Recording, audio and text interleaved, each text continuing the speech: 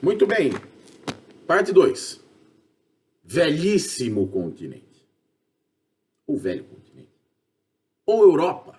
O nome que vocês quiserem dar, todos eles se encaixam dentro da descrição e dentro da relevância histórica, sobre todos os aspectos na construção da sociedade e da nossa realidade hoje. Afinal de contas, nós brasileiros somos fruto também, de alguma forma, dessa relevância do continente europeu na construção da sociedade. Um abraço aí para o seu Cabral e sua turma e para os grandes financiadores das grandes navegações lá na Europa do século XIV e XV. Bom, senhoras e senhores, o que é o continente europeu? Ora, o continente europeu é aquele ponto de concentração de alguns desses centros de decisões. Né? O continente europeu, ele está inserido na nossa vida conceitualmente e releva do ponto de vista, e é relevante no caso, e é relevante na nossa vida por N fatores, tá? A gente precisa pensar a Europa mais do que a realidade contemporânea. A gente precisa pensar na Europa como também cenário de grandes transformações, essas grandes transformações que mexem na nossa vida desde muito tempo, séculos, na verdade, não é? Mas eu prefiro e pretendo usar como marco temporal para a discussão de Europa a divisão regional, vamos dizer assim, entre Europa Ocidental e Europa Oriental. Tá?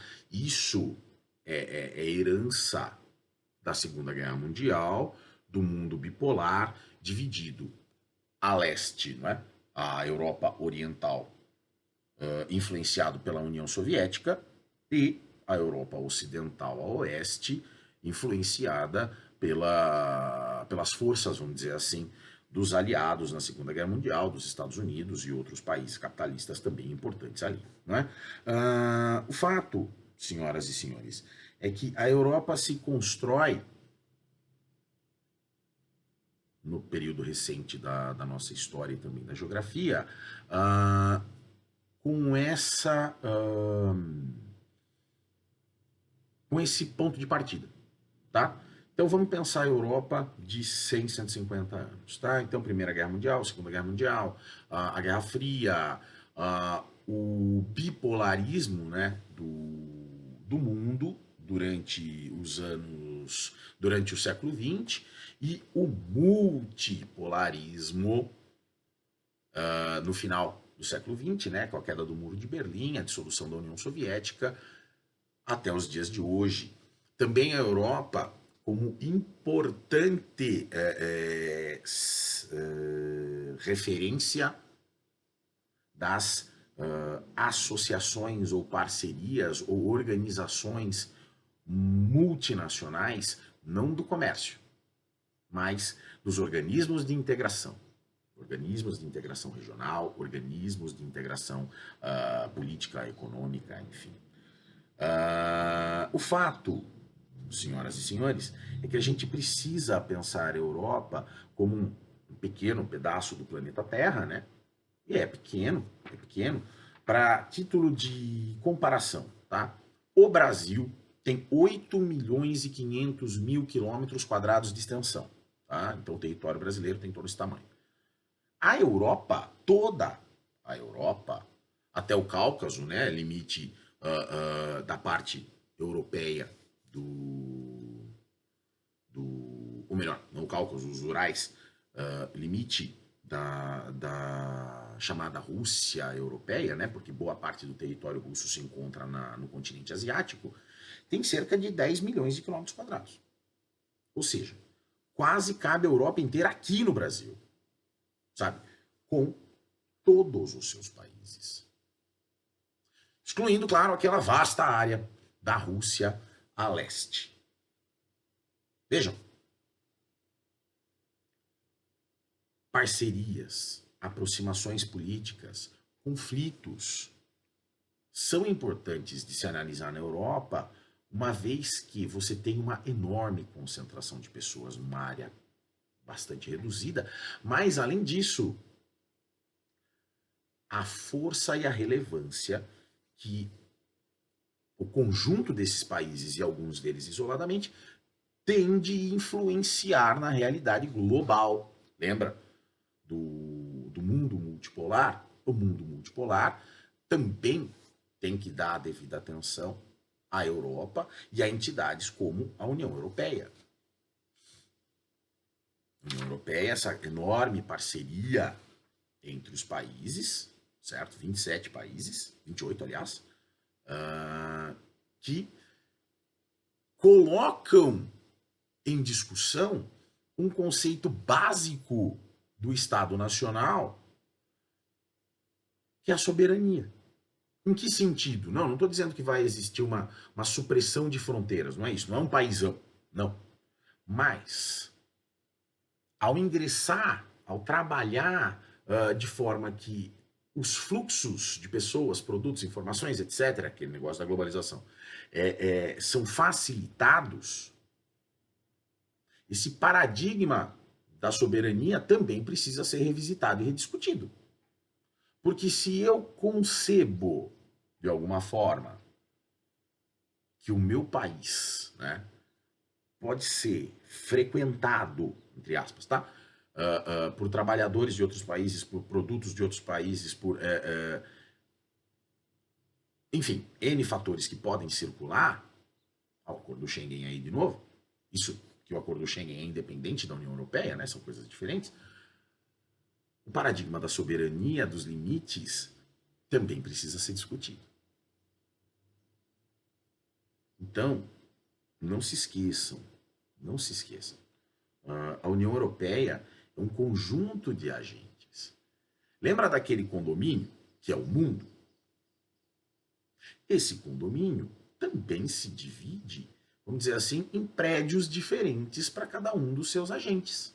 Como se o prédio da Europa fosse um prédio bem grandão e que, como contempla e abarca muitos eleitores, vamos dizer assim, né, muitos moradores, tem seu peso. E esse peso precisa ser considerado. Precisa ser considerado. Sabe, então, a construção da Europa passa pela discussão fundamental do Estado Nacional, que é a soberania, que é a legislação. Ora, leis que valem no meu país não valem no outro e vice-versa. Você está lidando também com o trânsito de culturas, está lidando também com o trânsito de pessoas, de indivíduos propriamente dito, no termo propriamente dito, e que esses indivíduos têm uma realidade. Agora, pensar a União Europeia como uma união aduaneira, como uma união econômica e monetária, ora, até símbolos nacionais, que é o caso da moeda, também são suplantados. O euro é moeda de 28 países. A gente tem o real, o Paraguai tem o Guarani, a Argentina tem o peso argentino, o Uruguai tem o peso uruguaio, os Estados Unidos tem o dólar e por assim vai. Opa, não.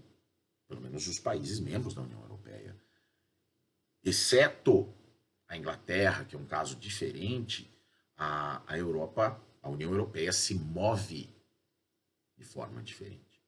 Às vezes mais lenta, mas se move em bloco, se move em grupo. E se move em bloco, se move em grupo, tem a sua relevância. E essa relevância interfere do ponto de vista global. Mundo globalizado. E assim, sucessivamente. Pois bem, o fato é que, para além de tudo isso, a União Europeia ela sofre de alguma forma com alguns problemas também que são marcantes do ponto de vista social, uma vez que de alguma forma ela representa um oásis, né? Um oásis de oportunidade, um oásis social, um oásis político, de liberdade. E como nós vivemos num mundo desigual, é importante que a gente discuta a questão da xenofobia. Ora, quem eu quero que entre neste meu espaço do condomínio? Qual o valor daquele indivíduo, daquele ser humano, para aquilo que este meu grupo deseja? E isso sem dizer nos conflitos internos que existem entre esses agentes, né? No começo dos anos 2000, é importante que a gente lembre que países da União Europeia também passaram por crises absurdas. Portugal, Irlanda, Itália, Grécia, Espanha. Passaram por crises financeiras que mudaram o eixo da União Europeia. Ora, houve a discussão de como se ajudaria aqueles membros desse grupo. Imagina pensar, ou melhor, pensa sobre a chegada de outros indivíduos, né, outras populações que além de tudo não fazem parte deste meu grupo. Sabe, então é necessário que a gente entenda que a globalização, ou nesse caso aqui um organismo de integração, que é a União Europeia, não é um passeio no parque. Existem discussões políticas profundas, como eu falei da soberania, mas também existem discussões sociais profundas que fazem diferença na vida das pessoas. A crise dos refugiados, crises dos refugiados. Hoje, a situação entre Ucrânia e Rússia, ali na beira da União Europeia, o trânsito dessas pessoas. Quem eu quero no meu país? Quem eu quero que atravesse e não fique? Quais são as posições desses países que fazem parte da União Europeia, por exemplo, com relação a imigrantes de uma forma geral? A Europa é um lugar pequenininho, com um monte de países, e as pessoas circulam.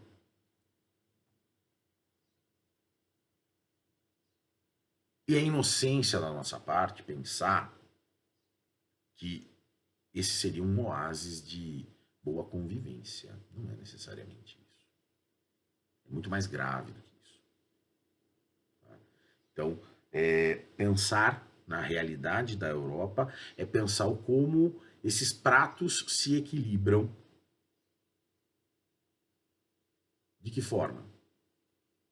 Existe uma iniciativa local e plural, né? Os países individualmente e os países em grupo para aquilo que entendem ser melhor para a sua realidade, e as pessoas que vivem no mundo.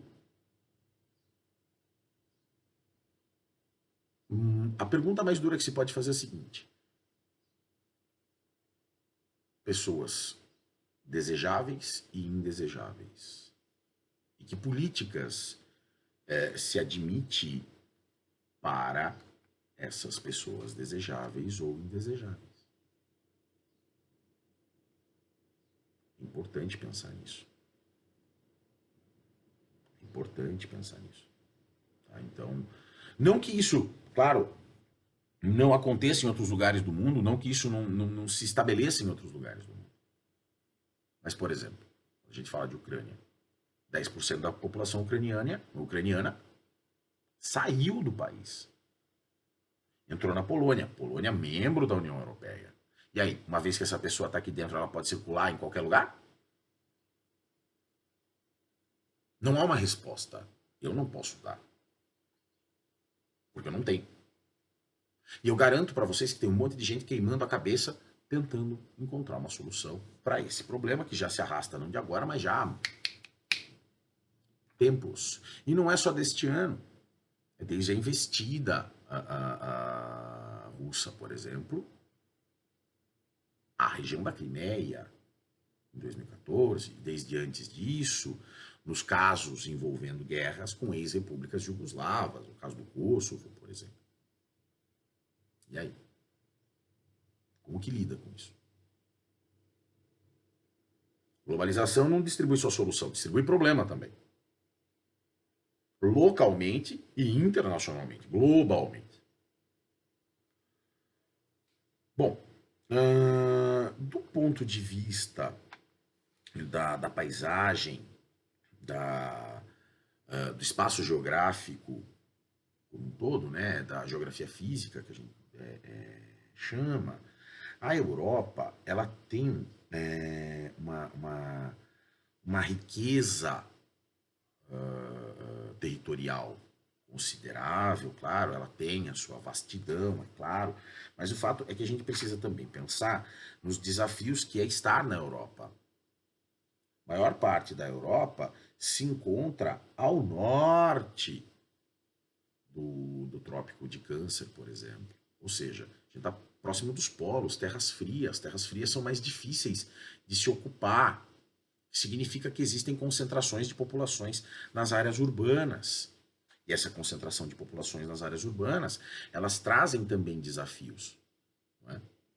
Desafios que também nós já discutimos em sala. Por exemplo, onde se produz na Europa? O que é consumido na Europa, não é?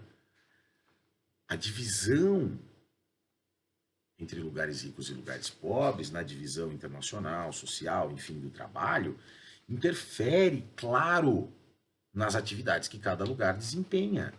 Afinal de contas, como sugeri para vocês, a viagem de fim de ano de vocês, hipoteticamente, não é? Poderia ser para Londres, Milão, Paris ou a Moldávia. Acho que chama mais atenção ir para os primeiros lugares do que para o último. Né?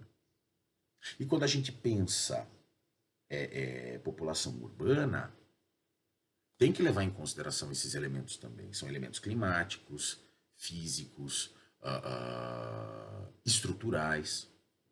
Afinal de contas, para quem mora lá no norte da Noruega, por exemplo, não deve ser nada fácil enfrentar um verão de 10 graus. Ali dentro do Círculo Polar Ártico, por exemplo. Morar na terra do Papai Noel, na Islândia, não é fácil. De novo, o desafio também é organizar essas populações nos seus lugares. Como que a gente organiza essas populações nos lugares? Ora, pontos de atração. Esse lugar aqui, essa cidade ou esse país tem uma infraestrutura melhor, tem transporte público, tem saúde pública, tem educação pública, sei lá, eu conto com políticas de apoio e manutenção de vida das pessoas, das famílias, o que quer que seja.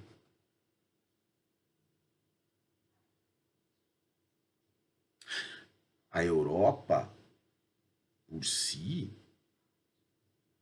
também tem que enfrentar esses problemas, individualmente, cada país, e também no seu conjunto de países. Onde que se planta na Europa? Porque essa população precisa comer. Dá para plantar no Ártico? Dá. Mas será que não é caro demais? Que tecnologias eu preciso para plantar um pé de alface no Círculo Polar Ártico? Meu Deus! No mínimo eu preciso de uma estufa. Gente, essa divisão também é importante perceber. Os países mais ou menos desenvolvidos dentro dessa porção de território que a gente chama de Europa. A Ucrânia é um bom caso. A Ucrânia é um dos maiores produtores de grãos do mundo. Trigo, por exemplo, milho, girassol.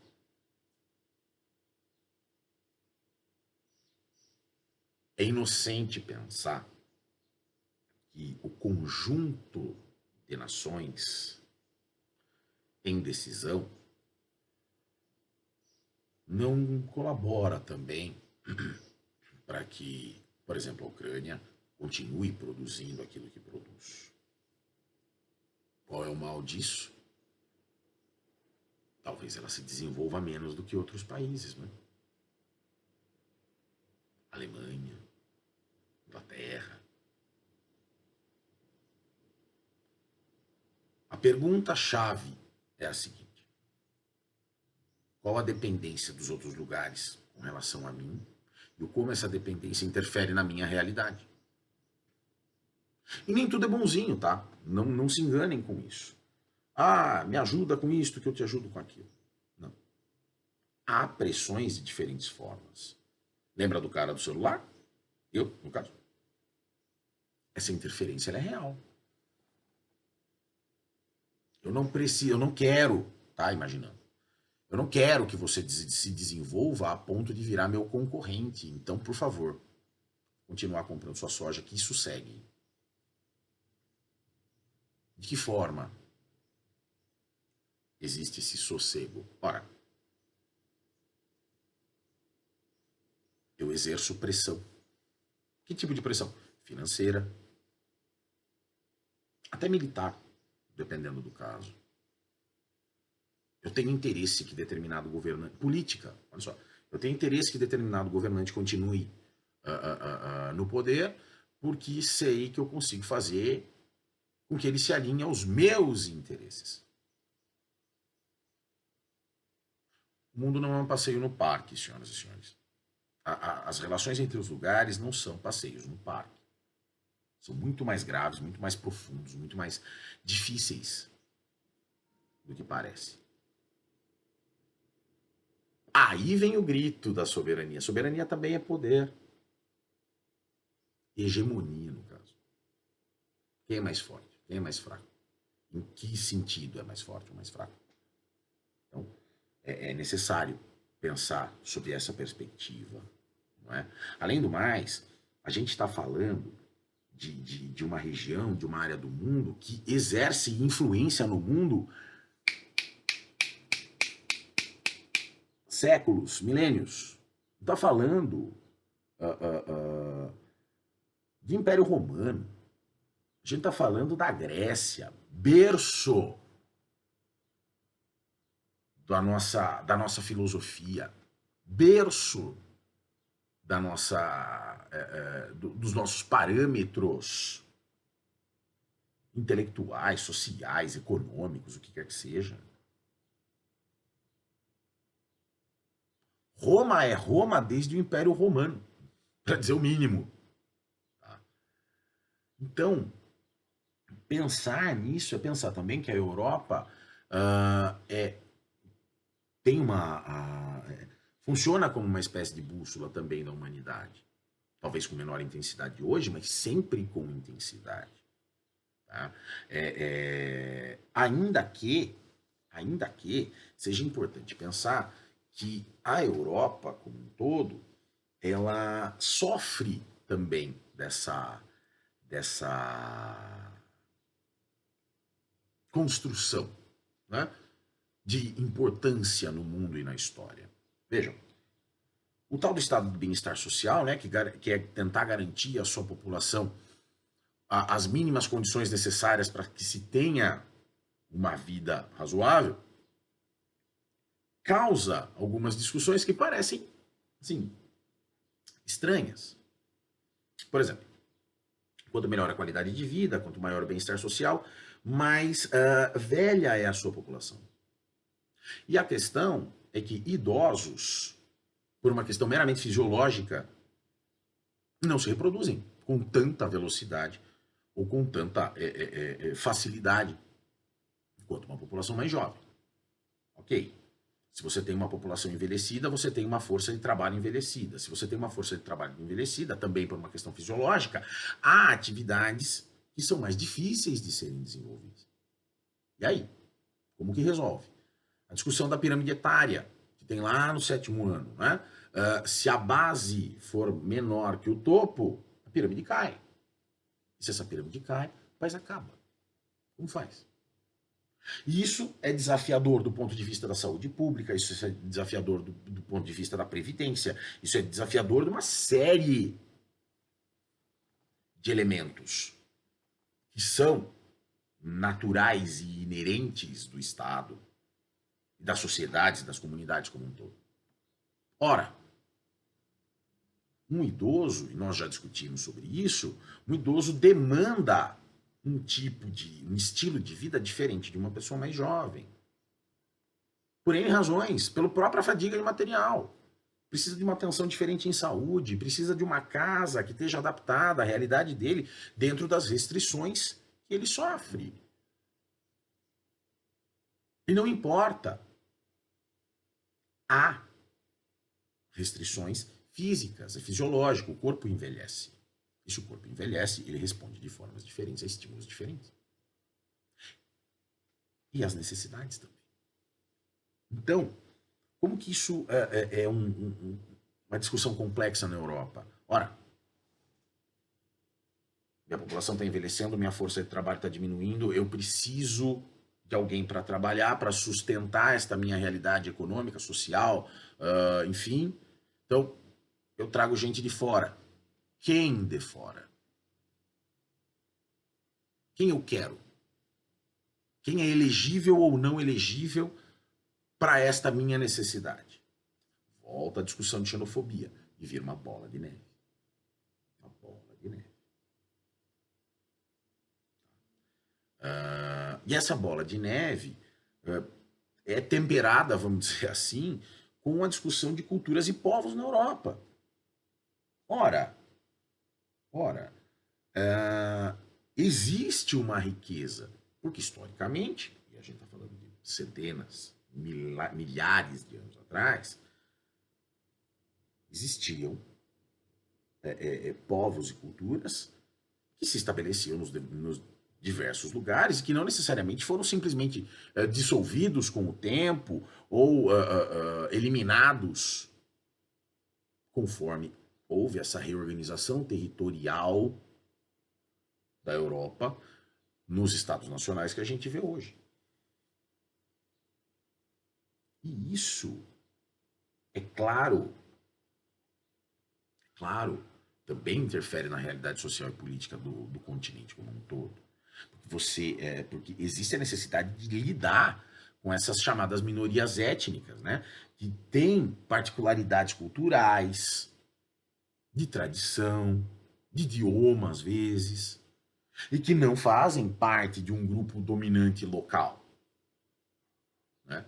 E existe uma luta pela manutenção dessas tradições e valores desses grupos étnicos minoritários, vamos dizer assim. E às vezes isso se ilustra nos movimentos de independência, nas tentativas de criação de regiões autônomas, no caso, é o caso da Catalunha na Espanha, sendo um caso, o País Basco também na Espanha, e assim sucessivamente.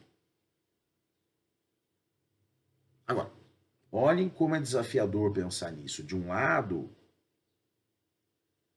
esse mundo globalizado que permeia e atravessa todas essas realidades sociais, culturais, tem uma dificuldade de localização geográfica do ponto de vista que esses povos ocupam determinados territórios dentro de territórios de países, muitas vezes não tendo fronteiras. Os ciganos, por exemplo, são um bom caso. Também um exemplo de povo que não tem um território, entre aspas, né, próprio.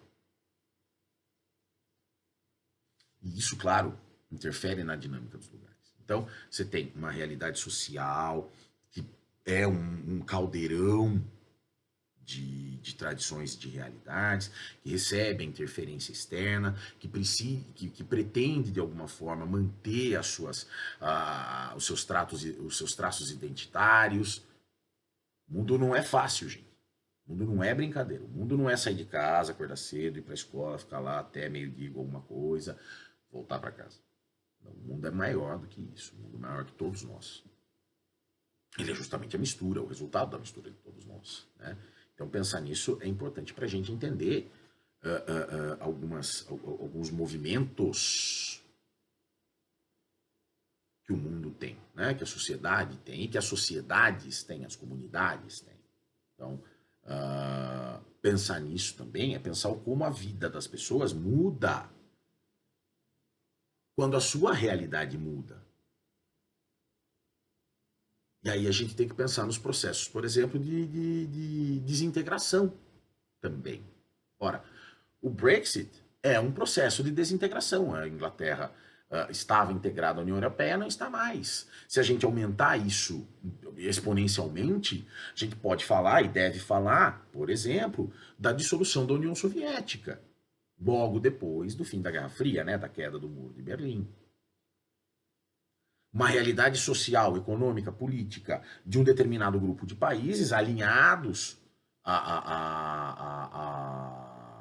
ao socialismo, né? E que, de repente, com a queda, com a dissolução da União Soviética pela perestroika e pela glasnost, acaba criando um novo paradigma. Afinal de contas, a gente também é hábito. E agora, como vai ser ou como vai se dar a inserção desses lugares numa cultura diferente daquela que existia anteriormente?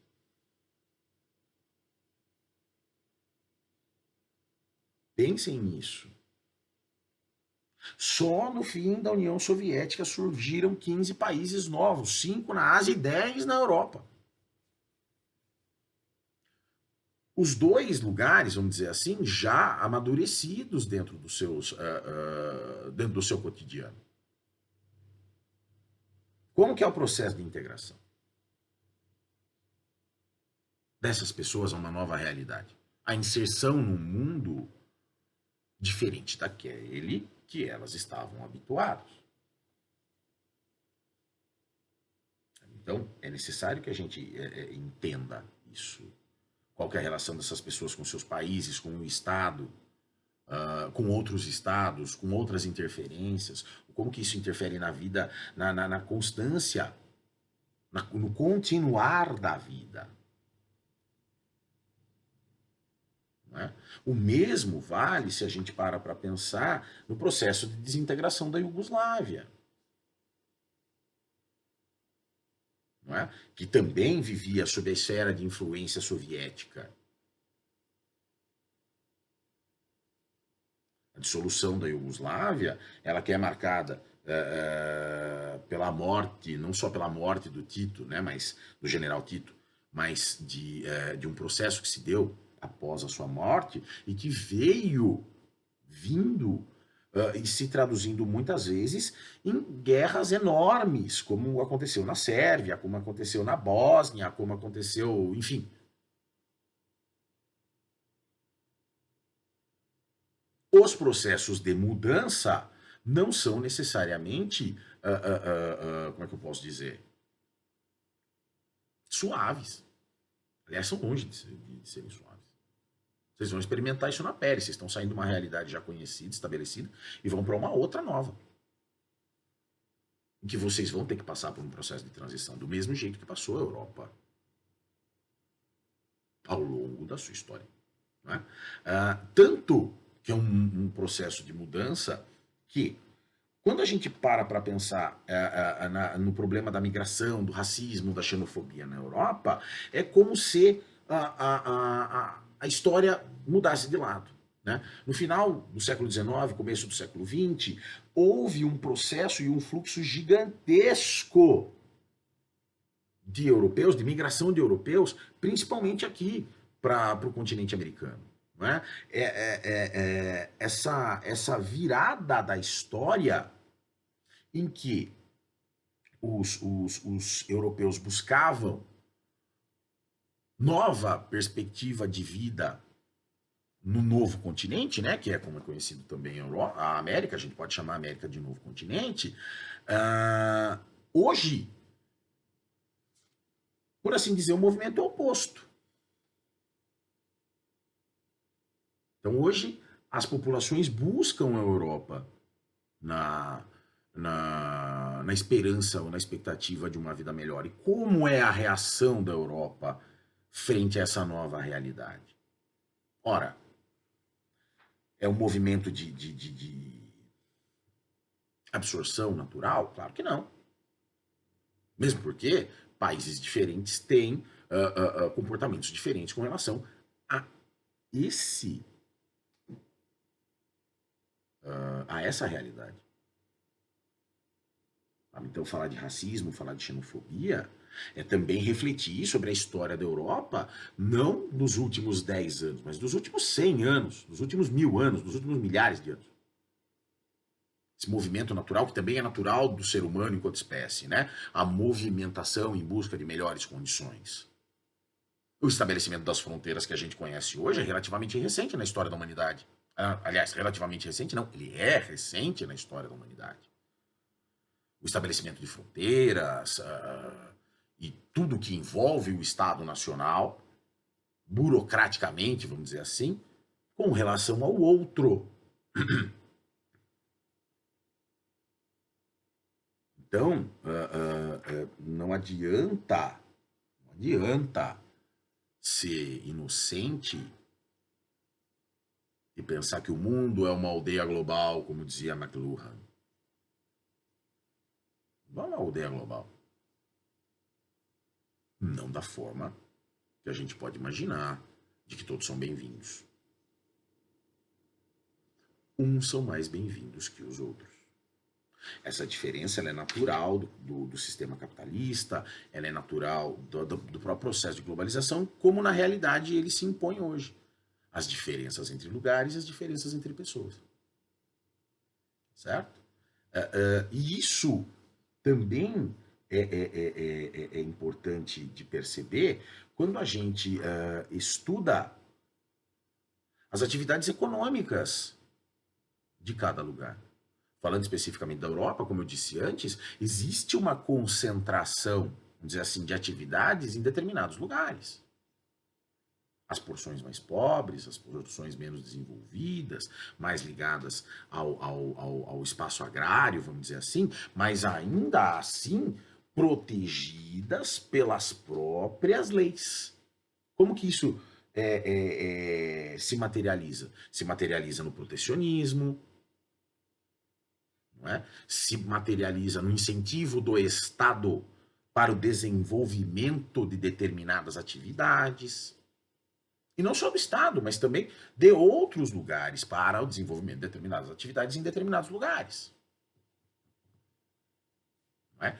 Então, é importante perceber que esse negócio todos iguais, mas uns mais iguais que os outros, também se reflete dentro desse espaço delimitado chamado Europa. Não é? Então, tenham isso claro. A Europa não é um oásis de igualdade. Não para todos. A Europa não é um oásis de oportunidade. Não para todos. Não se pode ser inocente. Não vistam o chapéu. É necessário ter uma visão ampla das realidades sociais, políticas, econômicas, dos lugares em parceria, desses parceiros em oposição e do mundo como um todo, para se ter uma visão mais clara da realidade. Beleza? Então é isso, senhoras e senhores. Segunda parte é essa. Daqui a pouco eu volto com a terceira. Valeu!